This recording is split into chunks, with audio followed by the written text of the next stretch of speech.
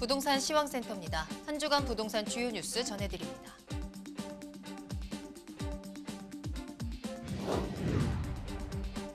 서울 집값 전셋값이 치솟으면서 주거비 부담에 따른 탈서울 현상이 가속화되고 있는 것으로 나타났습니다. 지난 8월 기준 서울의 총 인구수가 1년 전 같은 달에 비해서 대폭 감소했습니다.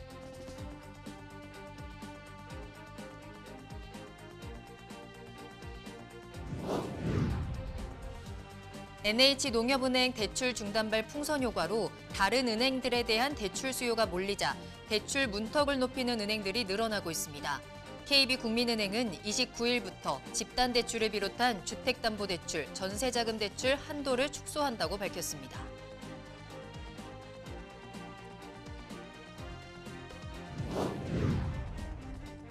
국토부가 3080 플러스 대책에 따라 도심 공공주택 복합사업 등 신사업을 도입하기 위한 관련 법과 해당 법안들의 시행령 및 시행 규칙을 본격화해 사업 추진에 속도를 내겠다는 계획을 밝혔습니다.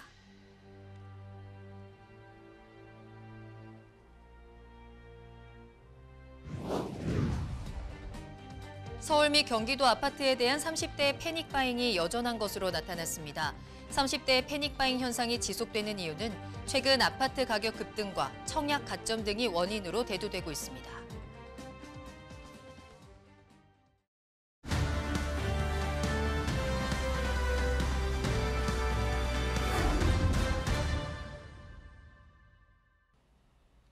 부동산 주요 뉴스입니다. 첫 번째 소식입니다. 서울 집값 전셋값이 치솟으면서 주거비 부담에 따른 탈서울 현상이 가속화되고 있는 것으로 나타났습니다. 지난 8월 기준 서울의 총 인구수가 1년 전 같은 달에 비해서 대폭 감소한 것으로 나타났는데요. 치솟는 집값 전셋값에 서울을 떠나고 있는 사태를 김응열 기자가 취재했습니다. 서울을 떠나 경기나 인천으로 주거 수요가 이동하는 탈서울 현상이 계속되고 있습니다. 올해 1월부터 7월까지 경기도와 인천에서 매매된 아파트 거래는 약 15만 8천 건입니다. 이 중 서울 사람의 거래는 2만 7,200여 건으로 17%를 차지했습니다. 지난 한 해에는 경기 인천 아파트를 산 서울 사람의 비중이 이보다 적었습니다. 지난해 34만 7,300여 건 중 서울 사람 거래는 5만 1,400여 건이었습니다. 약 14%에 해당합니다. 2019년에는 13%였습니다. 해가 바뀔 때마다 서울 매수자의 비중이 증가한 겁니다. 경기 인천 부동산 시장에 서울 수요가 유입하는 건 그간 서울 아파트 가격이 가파르게 올랐기 때문으로 풀이됩니다. KB국민은행 리브부동산 집계 결과 지난달 서울에서 전용 60제곱미터 이하 소형 아파트의 평균 매매 가격은 8억 2,600여만 원으로 나타났습니다. 전용 85제곱미터 이하 중소형 아파트는 10억 4,200만 원입니다. 반면 경기와 인천은 소형과 중소형 모두 6억 원을 넘지 않았습니다. 비교적 집값이 저렴한 경기 인천으로 실수요자들이 이동하는 겁니다. 가장 중요한 핵심은 수요자들이 원하는 주택 공급이 서울 안에서 일어나지 않는 게 가장 크고, 그런 문제점으로 인해서 주택 가격이 오른다는 현상들이 나타나고 있는데, 이런 현상들을 잠재우지 못한다면 유출은 계속 일어날 수 있는 환경으로 구성이 점점 되고 있다라고 봐야 되겠죠. 서울 집값의 열기가 좀처럼 식지 않으면서 탈서울 현상이 한동안 계속될 것으로 전망됩니다. 뉴스토마토 김응열입니다. 다음 소식입니다. 시중은행에서 대출 축소 분위기가 퍼지면서 가을 이사철을 목전에 둔 부동산 시장이 술렁이고 있습니다. KB국민은행은 9월 29일부터 대출 한도를 대폭 축소했습니다. 전세자금 대출의 경우 기존에는 전체 보증금의 최대 80%까지 받을 수 있었는데 앞으로는 전세금 인상분만 대출이 가능합니다. 집단대출도 입주잔금대출 취급 시 담보조사 가격 운영 기준을 바꾸는 방식으로 한도를 축소합니다.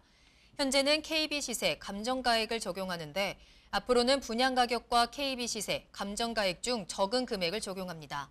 서진영 대한부동산학회장은 이러한 금융당국의 대출 규제 현상에 대해 정부의 대출 총량 규제로 인해 실수요자가 대출을 받기 어려워지고 있다며 임대차 시장은 반전세나 월세와 같은 보증부 월세로 전환하는 분위기가 짙어질 것이라고 분석했습니다. 3080 플러스 대책에 따라 도심 공공주택 복합사업 등 신사업을 도입하기 위한 관련 법과 해당 법안들의 시행령 및 시행 규칙이 본격화됩니다.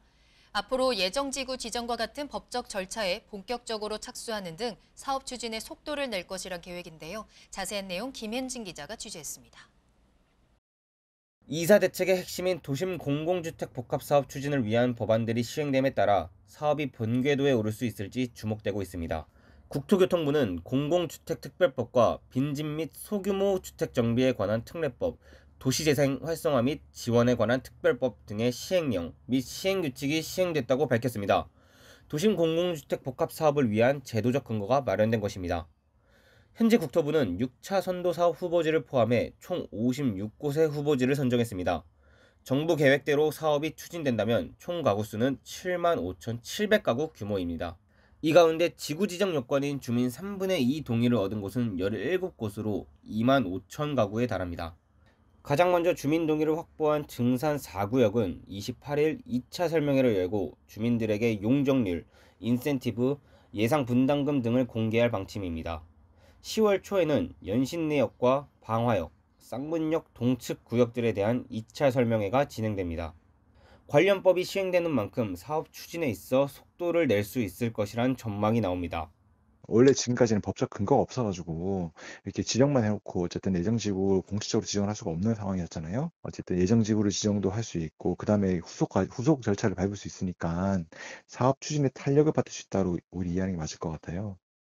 최근 재개발을 희망하는 지역이 늘어나는 가운데 도심 공공주택 복합사업 진행을 고려하는 지역도 늘어날 것으로 보입니다. 뉴스토마토 김현진입니다. 정부가 수도권 30만 호 공급 계획을 통해 발표한 신규 택지인 성남 낙생지구와 의정부 우정지구에 대한 공공주택지구 지구 계획을 29일 승인했습니다. 이날 국토교통부에 따르면 정부는 공급 대책 발표 이후 신속한 공급을 위해 신도시 지구 지정 완료 후 지구 계획, 토지 보상을 병행 중입니다. 중소규모지구 18곳의 지구 계획 수립도 연내 완료할 계획입니다. 서울 도심사업 4만 가구는 현재까지 16,000가구에 대한 사업 승인을 끝냈고 연말까지 11,000가구가 예정돼 있는 상황입니다. 이번에 승인된 2개 사업지구의 지구 계획은 도시, 교통, 환경 등 관련 전문가와 지방자치단체 등이 참여해 수립했습니다. 올해 예정된 사전 청약 2만 8천 채 중 해당 사업지구에서 1만 9천 채가 공급됩니다. 이르면 내년 말부터 본청약도 진행될 예정입니다. 2곳에 대한 지구계획 승인으로 10월 추진되는 2차 사전청약 대상 사업지구에 대한 지구계획 승인이 모두 끝났습니다. 2차 사전청약은 15일 모집 공고를 시작해 10월 말부터 접수가 이루어질 수 있도록 준비 중입니다. 지금까지 한 주간 부동산 주요 뉴스였습니다. 이어서 다양한 지표를 통해 부동산 시황을 살펴보는 위클리 부동산 시황입니다. 김흥열 기자가 준비했습니다.